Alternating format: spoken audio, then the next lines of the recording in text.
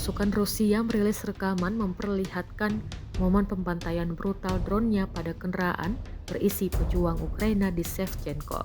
Rekamannya diunggah di Telegram pada Kamis 13 Maret 2025. Dalam keterangan unggahan disebutkan, inilah momen pembantaian brutal di dekat Shevchenko. Pejuang angkatan bersenjata Ukraina diklaim diserang oleh drone secara brutal dan membabi buta.